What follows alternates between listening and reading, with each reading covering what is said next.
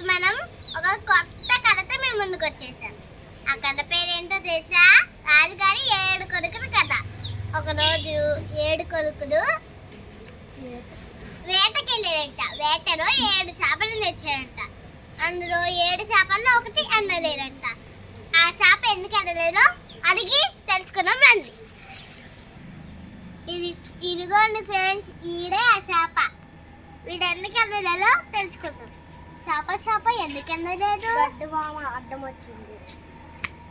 ఇప్పుడు ఆ చేపకి గడ్డివామ అడ్డం వచ్చిందంట.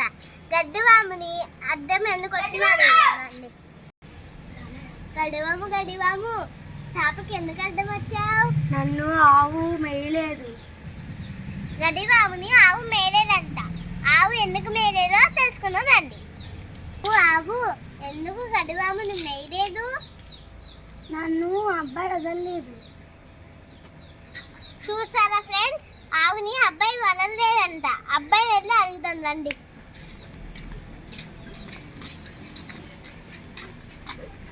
అబ్బాయి ఆవుని ఎందుకు వదలలేదు? మా అమ్మ నాకు అన్నం పెట్టలేదు.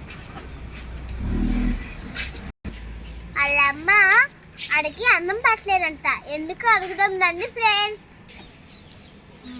అమ్మ ఎందుకు బాబుకి అన్నం పెట్టలేదు? మా పాప ఏడుస్తుంది. పాప ఎందుకు ఏడుస్తున్నావు? నన్ను చీము కుట్టింది. నేనే ఫ్రెండ్స్ ఆ చీమని. ఎందుకు కొట్టలేదు, ఎందుకు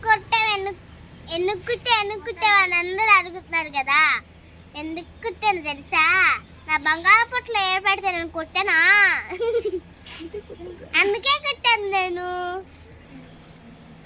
ఫ్రెండ్స్, స్టోరీ మీకు నచ్చినట్లయితే లైక్ చేయండి,